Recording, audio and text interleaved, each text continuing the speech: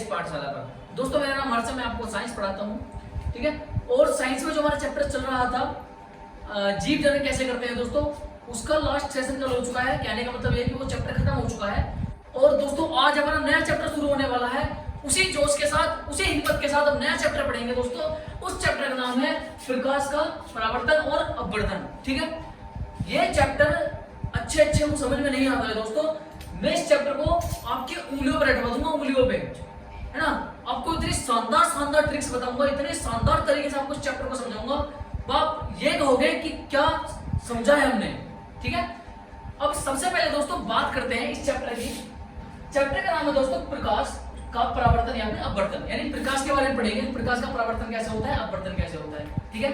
और दोस्तों इसी चैप्टर के अंदर हम पढ़ेंगे जो लेंस, दर्पण, उत्तल दर्पण, अवतल दर्पण, उत्तल लेंस, अवतल लेंस, है ना। वो सारी चीजें पढ़ेंगे, उनका फॉर्मूला कैसे ड्राइव होता है, वो सारी चीजें आपको A to Z समझा दी जाएंगी बिल्कुल बढ़िया करके, ठीक है।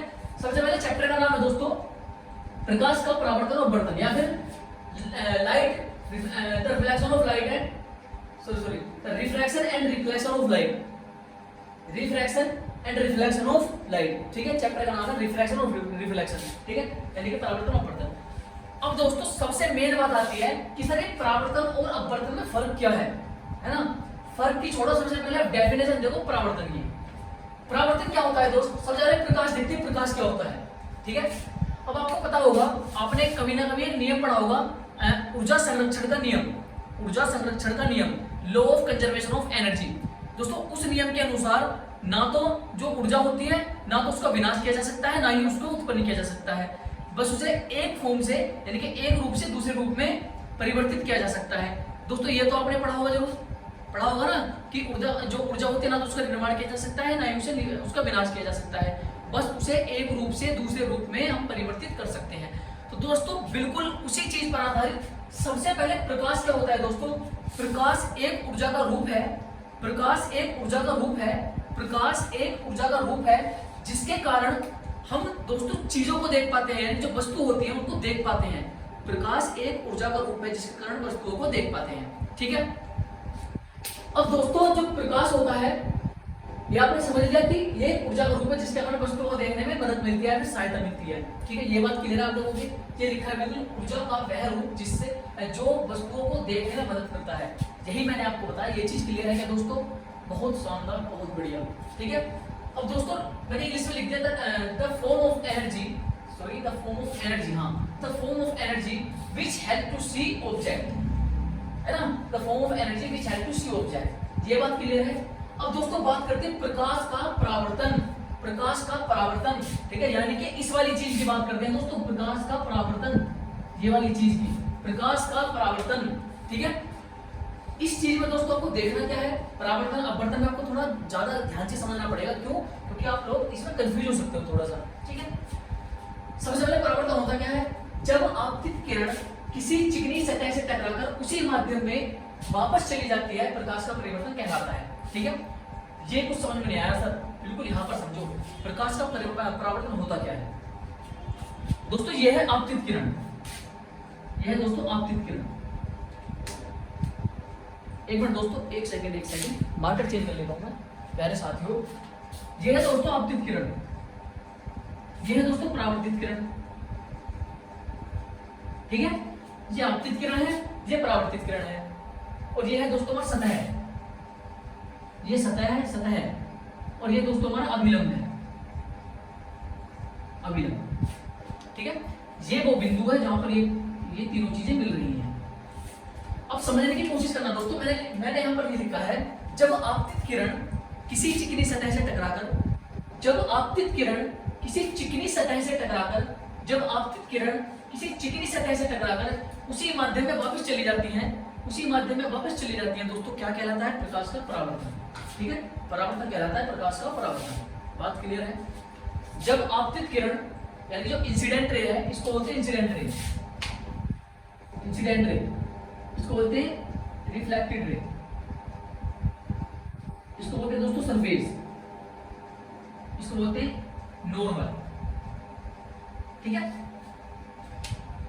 मैंने दोस्तों यहां पर क्या लिख रखा है, जब इंसिडेंट रे, जब आपतित किरण इंसिडेंट रे किसी चिकनी सतह से टकराकर वापस उसी माध्यम में चली जाती है तो दोस्तों क्या कहलाता है, हमारा प्रकाश का परावर्तन कहलाता है।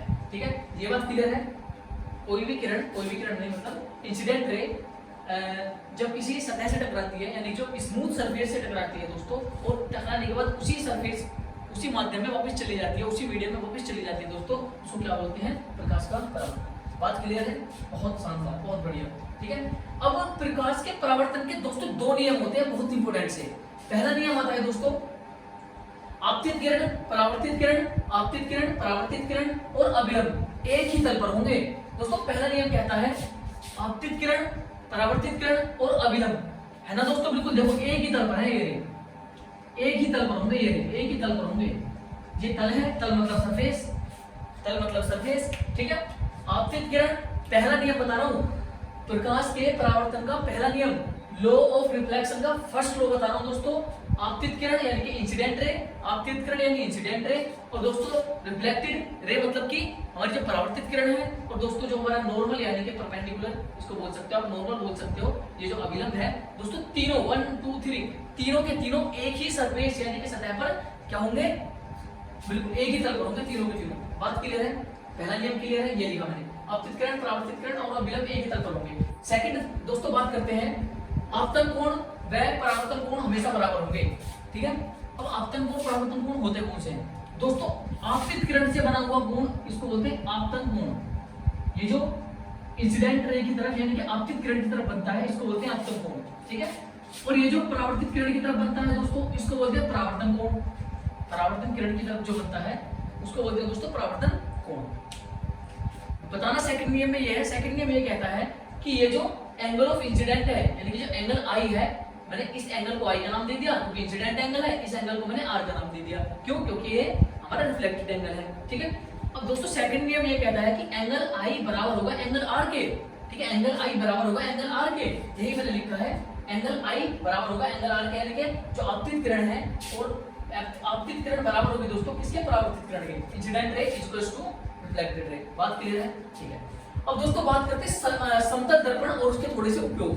समतल दर्पण कौन सा होता है दोस्तों, ऐसा दर्पण जिसकी जो परावर्तित सतह होती है, मतलब जहां से प्रकाश प्रकाश का परावर्तन होता है दोस्तों, एक ऐसी सतह बिल्कुल चिकनी सतह है, जैसे समतल सतह बोलते हैं दोस्तों, जिससे प्रकाश टकराकर वापस जाता है, यानी कि जिस सतह से प्रकाश है टकराकर वापस जाए दोस्तों, अगर वो सतह समतल हो तो समतल दर्पण, ठीक है, मुड़ी हुई हो, अंदर की साइड धसी हो तो अवतल दर्पण, है ना, बाहर की साइड निकली हुई हो तो दोस्तों उत्तल दर्पण। बात क्लियर है, अभी फिलहाल समतल दर्पण के बारे में पढ़ रहे हैं। ठीक है, समतल दर्पण में क्या पढ़ा, परावर्तन सतह समतल होती है, परावर्तन सतह समतल होती है, रिफ्लेक्टेड सरफेस और प्लेन, ये बात क्लियर है। अब दोस्तों इसका यूज देख लेते हैं कि जो हमारा समतल दर्पण है उसका यूज कहां पर होता है। पहला यूज घरों में चेहरा देखने के लिए करते हैं दोस्तों, पहला यूज इसका घरों में चेहरा देखने के लिए करते हैं। क्या ये बात आप लोगों को क्लियर है? समतल दर्पण का यूज हम घरों में चेहरा देखने के लिए करते हैं, वही जिससे आप समझते हो सोचते हो, ठीक है, वही बिल्कुल। सेकंड इसका यूज हो जाएगा दोस्तों सैलून और ब्यूटी पार्लर, यानी कि सैलून और ब्यूटी पार्लर में इसका यूज हो जाएगा। ठीक है, use in beauty parlour and salon. बात क्लियर है दोस्तों, इसको आप नोट कर लीजिए, मैं दूसरी स्लाइड पे लिख देता हूं, ठीक है। तो दोस्तों दूसरी वाली स्लाइड अगर मैंने लिख दिया है दूसरी वाली स्लाइड पर, अब इस स्लाइड में क्या देखने वाले हैं दोस्तों, मैंने आपको समतल दर्पण के उपयोग बता दिए और समतल दर्पण क्या होता है वो बता दिया, ठीक है, उपयोग हमने देख लिए और क्या होता है समतल दर्पण, दो चीजें हमने देख ली, ठीक है। अब दोस्तों मेन बात आती है, जो समतल दर्पण है उसके द्वारा प्रतिबिंब जो यानी कि जो इमेज है, जो प्रतिबिंब है कैसा बनता है, समतल दर्पण द्वारा जो प्रतिबिंब यानी कि इमेज है वो कैसी बनती है दोस्तों। थोड़ा छोटा लिखा है प्लीज दोस्तों, मैनेज कर लेना। यहाँ पर मैं लिखा है दोस्तों समतल दर्पण द्वारा प्रतिबिंब, images formed by plane mirror, ठीक है, यानी कि जो समतल दर्पण है उसके द्वारा कैसा प्रतिबिंब फॉर्म होता है, कैसा प्रतिबिंब बनता है दोस्तों। सबसे पहली बात, प्रतिबिंब हमेशा आभासी व सीधा बनता है, ठीक है। सबसे पहली बात आपको क्या याद रखनी है दोस्तों, कि जो हमारा समतल दर्पण है, प्लेन मिरर है, उससे दोस्तों जो इमेज बनती है सबसे पहले आभासी और सीधी, ठीक है। आपको ट्रिक और बता दूं, जिसमें मिरर से आभासी इमेज बनेगी तो इमेज होगी सीधी, वास्तविक बनेगी तो उल्टी। आभासी बनेगी तो सीधी, वास्तविक तो उल्टी, आभासी सीधी वास्तविक उल्टी। ठीक है, यहाँ पर आभासी बन रही है इसलिए सीधी इमेज बनेगी। ठीक है दोस्तों, यहाँ मैंने आपको एक ट्रिक बता दिया है। सेकंड वाला पॉइंट क्या है दोस्तों, प्रतिबिंब का आकार वस्तु के आकार के बराबर होता है। यानी कि जो हमारी जितनी बड़ी हमारी वस्तु होगी मिरर के सामने, जो हमारा प्लेन मिरर होता है उसके सामने जितनी बड़ी वस्तु होगी दोस्तों, उसका प्रतिबिंब, वस्तु का जो प्रतिबिंब होगा दोस्तों वो भी उतना ही बड़ा बनेगा। ठीक है, क्या ये बात आप लोगों को क्लियर है प्यारे साथियों? बहुत बढ़िया। थर्ड पॉइंट लिखा है दोस्तों मैंने, प्रतिबिंब की दूरी वस्तु की दूरी के बराबर होती है। प्रतिबिंब की दूरी वस्तु की दूरी के बराबर होती है। यानी कि अगर जितनी दूरी पर मिरर से, यानी कि प्लेन मिरर से जितनी दूरी पर वस्तु होगी, वो जो इमेज बनेगी वो भी मिरर से उतनी ही दूरी पर बनेगी। ठीक है, मिरर से जो वस्तु होगी, सॉरी जो प्रतिबिंब होगा वो वस्तु से, और प्रतिबिंब जो बनता है यानी कि जो हमारे होता है सरफेस होता है किसी मिरर का, उससे वस्तु की दूरी और सरफेस से हमारी प्रतिबिंब की दूरी दोनों समान होती है। मिरर के सरफेस से वस्तु की दूरी, मिरर के सरफेस से प्रतिबिंब की दूरी दोनों समान होती है। क्या ये बात क्लियर है? बहुत शानदार, बहुत बढ़िया। दोबारा बता देता हूं दोस्तों, समतल दर्पण द्वारा प्रतिबिंब, यानी कि समतल दर्पण द्वारा कैसी इमेज बनती है दोस्तों? पहला, प्रतिबिंब हमेशा आभासी और सीधा बनता है। दूसरा, प्रतिबिंब का आकार वस्तु के आकार के बराबर होता है। तीसरा दोस्तों, प्रतिबिंब की दूरी वस्तु की दूरी के बराबर होती है। ठीक है, प्रतिबिंब की दूरी वस्तु की दूरी के बराबर होती है। क्या ये बात क्लियर है? हमारा समतल दर्पण दोस्तों यहीं पर खत्म हो चुका है। इसका मतलब कि जितने भी क्वेश्चन पूछते हैं समतल दर्पण से, उतना हमने कंटेंट इसमें पढ़ लिया है। भाई समतल दर्पण होता क्या है, वस्तु कैसी बनती है, नेचर कैसा होता है इसका, वो सब चीजें देख ली, इसके उपयोग, ये तीन चीजें देख ली, तीनों देख ली। अब बात करते हैं दोस्तों गोलीय दर्पण की, गोलीय दर्पण की। ठीक है, अब गोलीय दर्पण में दोस्तों होता क्या है? सबसे पहले गोलीय दर्पण को दो भागों में बांटा गया है। गोलीय दर्पण को दो भागों में बांटा गया है। पहला भाग दोस्तों हमारा अवतल दर्पण, दूसरा उत्तल दर्पण। अवतल दर्पण, उत्तल दर्पण। ठीक है, गोलीय भागों को दो भागों में बांटा गया है, अवतल दर्पण, उत्तल दर्पण। क्या ये बात क्लियर है? उसके बाद दोस्तों इसकी जो परावर्तक सतह होती है, मैं बता देता हूँ अवतल दर्पण कौन से होते हैं। इसकी जो परावर्तक सतह होती है वो अंदर की साइड धसी हुई होती है। इसकी जो परावर्तक सतह होती है, यानी कि इस टाइप से, इसका पीछे वाला हिस्सा पोलिस और सामने वाला हिस्सा उसका परावर्तक सतह है। क्या ये बात क्लियर है दोस्तों? यानी कि जो परावर्तक सतह है, परावर्तक सतह का मतलब है दोस्तों जिस भी सतह से प्रकाश टकरा के वापस चला जाए। परावर्तक सतह का मतलब है दोस्तों जिस भी सतह से प्रकाश टकराकर वापस चला जाए, उसे परावर्तक सतह बोलते हैं। ठीक है, अब अवतल दर्पण कौन सा होता है दोस्तों? जिसका जो परावर्तक सतह होती है वो अंदर की साइड धसी होती है, इस तरीके से, इस तरीके से। बना के देखो अपने हाथ में जल्दी। या फिर एक एग्जांपल मैंने लिखा है दोस्तों, जैसे चम्मच का दबा हुआ भाग, चम्मच का दबा हुआ भाग मतलब चम्मच इस तरीके से होती है ना,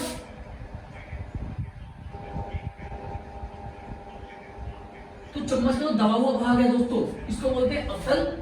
ये अवतल दर्पण की तरह काम करता है। जो चम्मच का पीछे का साइड का भाग है दोस्तों उत्तल दर्पण की तरह काम करता है।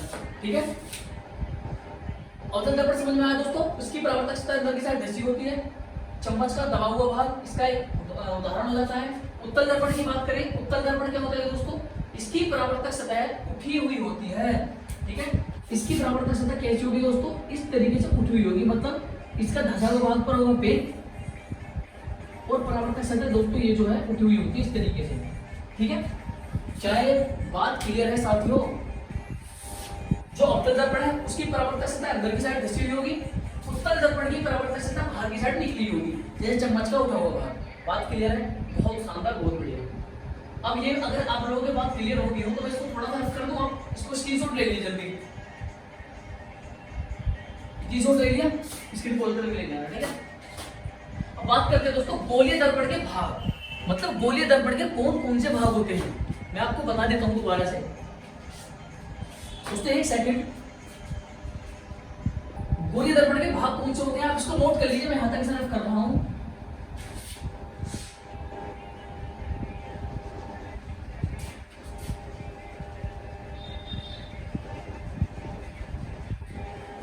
दोस्तों गोलीय दर्पण के भाग कौन कौन से होते हैं? ठीक है, सपोज करिए ये आपका कोई गोलीय दर्पण है। अगर आपने ये चीज समझ ली ना तो इतनी सारी चीजें आपको रटनी नहीं पड़ेगी दोस्तों। आप इतनी सारी चीजें अगर रटना नहीं चाहते तो एक बार बस आप इसको समझ लीजिए। इसमें समझना क्या है दोस्तों? भाई ये पता है आपको ये एक दर्पण है, आपको पता है कि ये एक दर्पण है दर्पण के द्वारा होते हैं M1 M2। ये पोल है, ये फोकस है, ये सेंटर ऑफ कर्वेचर है दोस्तों, और ये हमारे इंफिनिटी है। और इसमें ध्यान देने वाली बात क्या है दोस्तों, इसमें आपको एक चीज ध्यान देनी है भाई। सबसे पहले लिखा ना ध्रुव, ध्रुव मतलब पोल, जिसको पी से डिनोट करते हैं। होता क्या है, गोलीय दर्पण के परावर्तक सतह के केंद्र में स्थित होता है। ये देखो दोस्तों, जो गोलीय दर्पण है इसकी जो परावर्तक सतह है, परावर्तक सतह ये तो है अंदर वाली, इसके बिल्कुल केंद्र में जो स्थित होता है इसको बोलते हैं दोस्तों पोल, इसको बोलते हैं पोल। वही मैंने ये लिखा है। सेकंड बात दोस्तों, वक्रता त्रिज्या क्या होती है? वक्रता त्रिज्या क्या होती है दोस्तों? पोल से लेकर जो सेंटर ऑफ कर्वेचर तक की दूरी है, पोल से लेकर जो सेंटर ऑफ कर्वेचर तक की दूरी है, इसको दोस्तों वक्रता केंद्र यानी सेंटर ऑफ कर्वेचर बोलते हैं। जो मैं समझा रहा हूं दोस्तों, जो ये लिखा है वही समझा रहा हूं मैं। अगर आप लोगों ने ये नहीं समझा ना, तो अगर ये नहीं समझा तो वो चीज आपके दिमाग से आउट रहेंगी, हमेशा रटते रह जाओगे। बात क्लियर है दोस्तों? सेकंड पॉइंट लिखा है मैंने वक्रता त्रिज्या। और वक्रता त्रिज्या दोस्तों क्या होती है, यानी कि कर्वेचर रेडियस जो होती है, पोल से लेकर और सेंटर ऑफ कर्वेचर तक की जितनी भी दूरी होती है दोस्तों, ये वाली पोल से लेकर सेंटर ऑफ कर्वेचर तक की जितनी भी दूरी होती है दोस्तों, इसको बोलते हैं वक्रता त्रिज्या।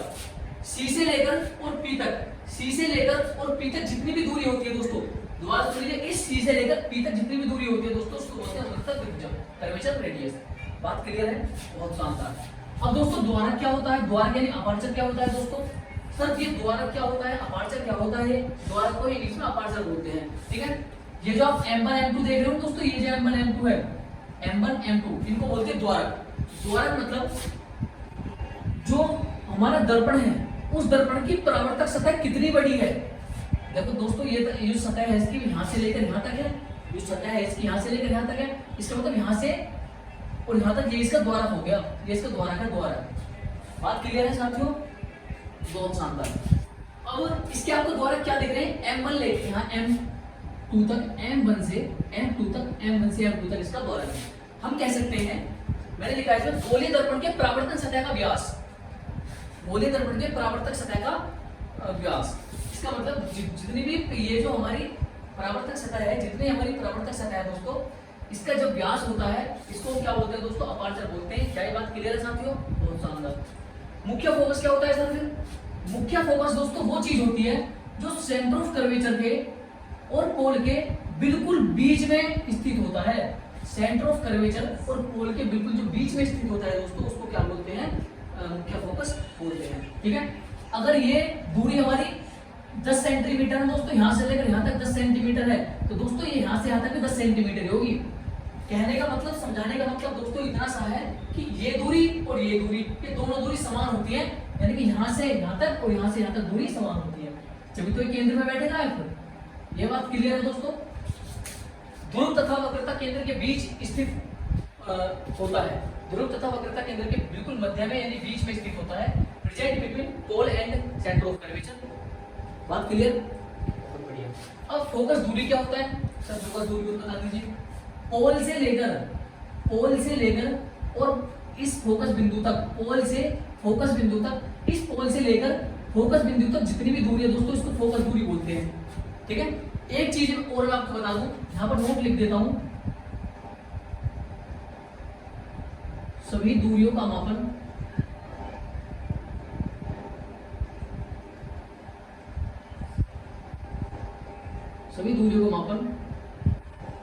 पोल से करते हैं, पोल से करते हैं, ठीक है। ये बात क्लियर है दोस्तों? आपको दोबारा बता देता हूं। ध्रुव क्या होता है? ध्रुव दोस्तों ये होता है जो परावर्तक सतह के केंद्र में स्थित होता है, इसको ध्रुव बोलते हैं। वक्रता त्रिज्या क्या होती है दोस्तों? परावर्तक सतह के जो मध्य में पोल है, इस पोल से लेकर और सेंटर ऑफ कर्वेचर यानी सी तक की, पोल से सी तक की जितनी दूरी होती है उसको वक्रता त्रिज्या बोलते हैं। द्वारक क्या होता है? जितनी बड़ी हमारी परावर्तक सतह होती है, सतह के इस कोने से लेकर इस कोने तक जितनी भी डिस्टेंस बैठेगी, इसको द्वारक बोलते हैं दोस्तों, अपर्चर बोलते हैं। मुख्य फोकस क्या होता है दोस्तों? पोल और सेंटर ऑफ कर्वेचर के बीच में जो स्थित होता है, इसको मुख्य फोकस बोलते हैं। और दोस्तों फोकस दूरी क्या होती है? फोकस दूरी मतलब पोल से लेकर एफ तक की जितनी भी दूरी होती है, इसको फोकस दूरी बोलते हैं। साथियों ये बात आपकी क्लियर है? बहुत बढ़िया। अब नेक्स्ट स्लाइड में लगा देता हूं, एक मिनट साथियों, एक मिनट। बिल्कुल सही है, बिल्कुल सही है। इसका मतलब ये चीजें आपको क्लियर हो गई होंगी और आप इसको नोट कर लीजिए या स्क्रीनशॉट कर लीजिए। और आज का जो हमारा सेशन दोस्तों यहीं तक होने वाला है, ठीक है। मिलते हैं फिर नेक्स्ट सेशन में, जब तक के लिए हंसते रहिए, मुस्कुराते रहिए।